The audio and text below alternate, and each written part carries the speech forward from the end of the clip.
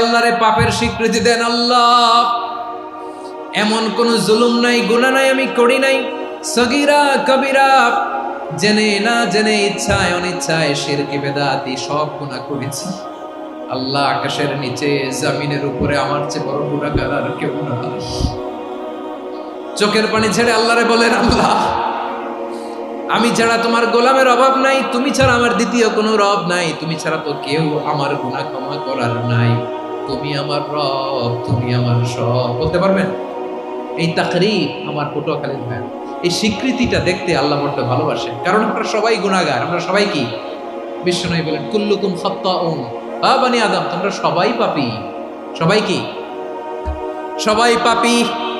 আমরা সবাই পাপী। আপন পাপের বাটখারা দিয়ে অন্যের পাপ মাপি। আমরা যে পাপী এটা ভাবতে মনে চায় না কারো, খালি অন্যের পাপ দেখি আমরা, এটা ভুল। ওর এই পাপ, ও পাপী, ও জালেম, ও জাহান্নামী, এরকম একটা টেন্ডেন্সি। আমার যে কি হালাত এটার খেয়াল নাই। খেয়াল করতে হবে যে আমি সবচেয়ে বড় পাপী, ঠিক কিনা বলেন? পাপ করি নাই এমন কেউ আছি? হ্যাঁ, আছি। কেউ না জানলেও জানে কে আমার পাপের ঘটনা? পৃথিবী না জানি, আমি তো জানি, আমি কি পাপ করেছি। ও আমার কলিজার টুকরা ভাইরা, মাথাটাকে নিচু করে জীবনের সব গুনার ফিরিস্তিগুলো একটা একটা করে স্বীকার করে আল্লাহরে বলেন, আল্লাহ, আমি পাপী। আল্লাহ, আমার চেয়ে বড় পাপী এই দুনিয়াতে কেউ নাই। আকাশের নিচে জমিনের উপরে আমার চেয়ে বড় পাপী কেউ নাই। একটা একটা করে আল্লাহ স্বীকার করি আমি পাপী। সব পাপের স্বীকৃতি দিলাম। পৃথিবী না জানি, আমি তো জানি, আমি কি পাপ করেছি। হায়, আমার পাপের করলে বিচার, বাঁচার আমার নাই উপায়। দয়াময় তুমি মাফ করো আমায়, মাফ করো। আল্লাহ তাআলা যদি দয়া করে আমাদেরকে মাফ না করে, আমাদের বাঁচার কোনো উপায় নাই। আপনি কি ভেবেছেন আপনার নামাজ দিয়ে আপনি জান্নাতে যাবেন? আপনি তাহাজ্জুদ গুজার, সেজদা দিতে দিতে কপালে দাগ ফেলেছেন, এটা আপনারা জান্নাতে নেবে না। আপনি এলাকার সবচেয়ে বড় হাতেম তাই, দানশীল, এই দানের ভরসায় বসে আছেন। কুশ্চিন কালো আমাদের নামাজ, আমাদের রোজা, আমাদের ইবাদত, এগুলোকে মিজানের পাল্লায় উঠালে কোনো ওজনই হবে না। তবে আমাদের একটা কৌশল জানা আছে, আমরা আল্লাহর রহমতের ভিখারি। আমরা সেদিন আগেই গুনার স্বীকৃতি দিয়ে দেব। আমরা বলবো, আল্লাহ, তুমি প্রশ্ন করার আগে তোমার একটা কথা বলি, আমারে কিছু জিজ্ঞেস করো না, আমি সব করেছি। এমন কোন পাপ নাই যে পাপ আমারে দিয়ে হয় নাই। তোমার রহমত দিয়ে তুমি জান্নাতে পাঠাবা, তোমার দয়ায় জান্নাতে যেতে চাই, আমল দিয়ে না। পারবেন বলতে? কিয়ামতের দিন আমরা বলবো, আল্লাহ, আমার আমল দিয়ে জান্নাত চাই না, আমি তোমার দয়া দিয়ে জান্নাত চাই। তোমার দয়া ছাড়া আমার কোনো উপায় নাই। কারণ আল্লাহ যদি বিচার করে, বাঁচার কারো উপায় নাই। আল্লাহ যদি বলে ফেলেন, তুই এটা করলি কেন, ওখানে গেলি কেন, কোরআনে 1000 বার নিষেধ করলাম, তারপরেও এই পাপে জড়ালি কেন, এরকম প্রশ্ন ছুড়ে দিলে আমার উত্তর আছে? বাঁচার কোনো উপায় আছে? রোজ হাসরে হে আল্লাহ আমার করুণা বিচার, আল্লাহ করুণা বিচার, বিচার চাহি না তব দয়া চাই, এ গুনাহগার করুণা বিচার। আপনার আমল দিয়ে জান্নাতে যাবেন? কি দিয়ে যাবেন? আল্লাহর দয়া দিয়ে। আল্লাহর রহম আর দয়া ছাড়া কেউ জান্নাতের চেহারাও দেখতে পাবে না। চাইবো একজন সত্তার কাছে, আওয়াজ করে বলুন, তিনি কে? একজন সত্তার কাছে চাইবে। বিশ্বনবী ওনার চাচাতো ভাই আব্দুল্লাহ ইবনে আব্বাস রাদিয়াল্লাহু তাআলা আনহুকে বললেন, ইয়া আব্দুল্লাহ ইবনে আল আব্বাস, হে আব্দুল্লাহ ইবনে আব্বাস, ইদা সাআলতা ফাসআলিল্লাহ, যখন চাইবে আল্লাহর কাছে যাও। ও আব্দুল্লাহ, যখন চাইবা আল্লাহর কাছে চাও।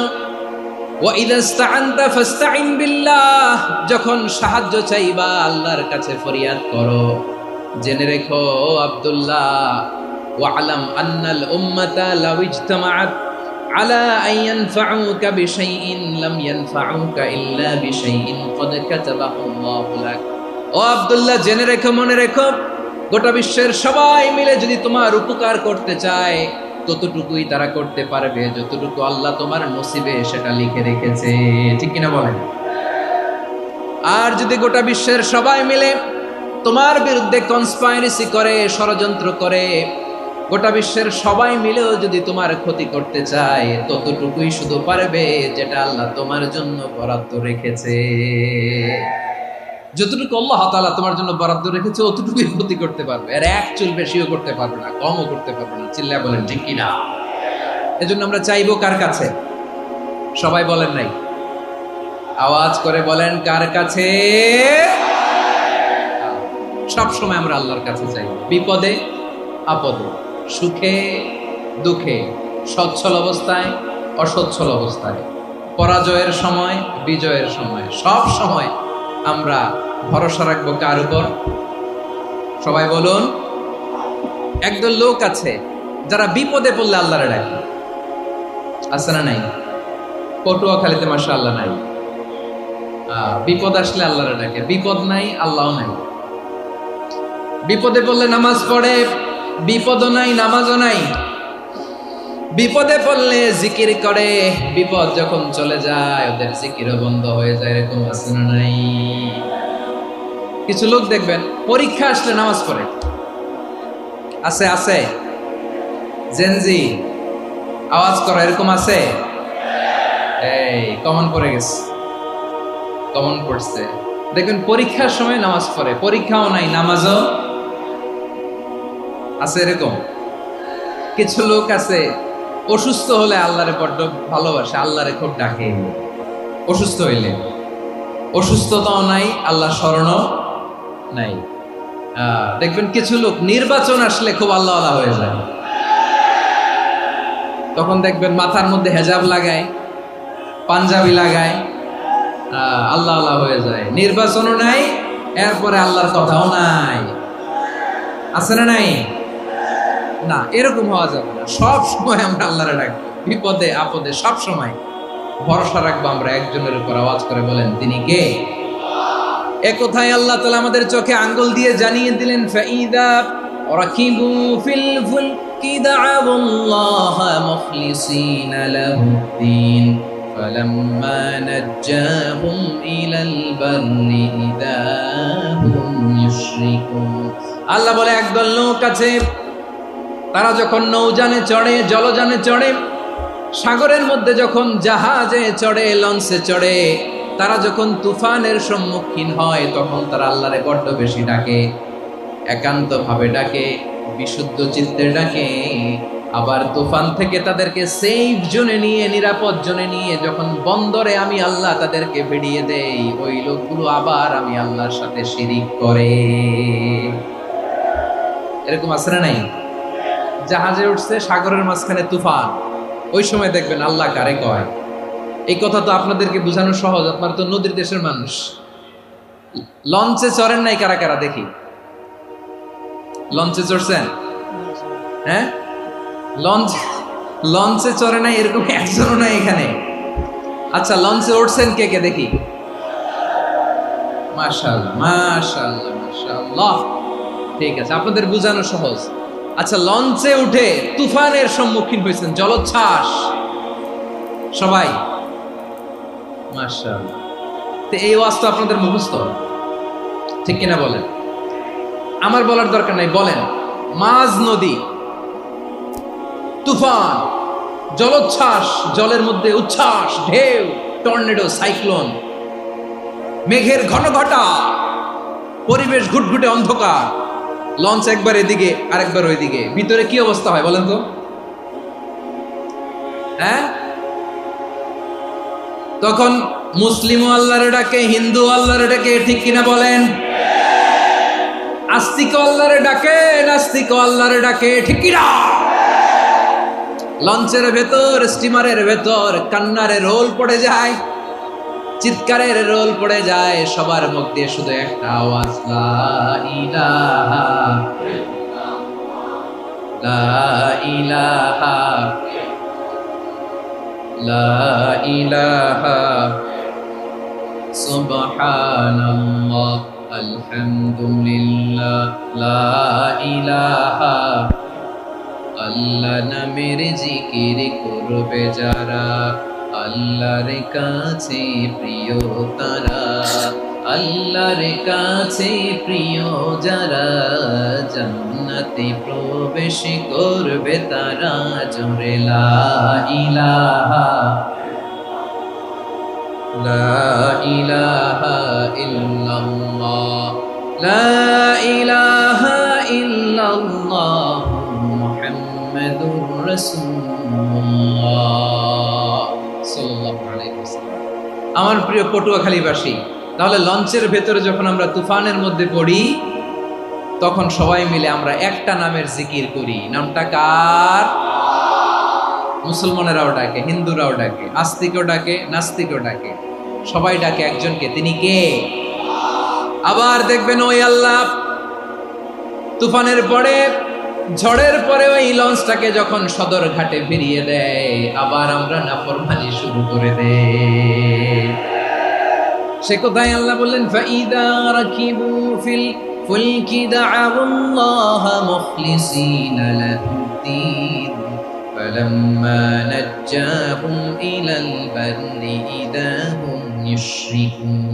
সাগরে যখন তুফানে পড়ে আমি আল্লাহর ডাকে, আবার আমি আল্লাহ যখন বাঁচিয়ে দেই, আবার আমি আল্লাহর সাথে শিরিক শুরু করে। আমরা কি এরকম হতে চাই নাকি? এরকম করবেন? হ্যাঁ না, আমরা তুফানে পড়লেও আল্লাহরে ডাকি, আবার বাঁচায় দেওয়ার পরেও ডাকি কারে? আল্লাহকেই ডাকি। বিমানের মধ্যে মাঝে মাঝে দেখবেন যে এয়ার টার্বুলেন্স হয়, জানেন? এয়ার টার্বুলেন্স জানেন তো? মাঝে মাঝে বিমানটা বাউন্সিং করে, বাম্পি, ভেরি বাম্পি ওয়েদার। শোনেন নাই? 40,000 ফিট উপরে যখন থাকে, তখন পাইলট মাঝে মাঝে বলে, dear passengers, ladies and gentleman, right now we are flying 40,000 feet above the ground and we are passing very air turbulence, very heavy air turbulence right now. Please fasten your seat belt. দেখবেন মাঝে মাঝে বলে যে, ভদ্র মহিলা, ভদ্র মহোদয়গণ, আমরা 40,000 ফিট উপর দিয়ে যাচ্ছি আর এয়ার টার্বুলেন্স ফেস করছি, মেহেরবানি করে আল্লাহর হস্তে সিট বেল্ট বাঁধুন। তখন বিমানটা এরকম বাউন্সিং করে, শেকিং করে। আপনারা মুখোমুখি হয়েছেন? ইদানিং এই এয়ার টার্বুলেন্স বেড়ে গিয়েছে। গত বছর আমার ইন্টারন্যাশনাল অনেকগুলো ফ্লাইট ছিল, তো আমি দেখলাম যে আগের ফ্লাইটগুলোর তুলনায় এখন এয়ার টার্বুলেন্স খুব বেশি।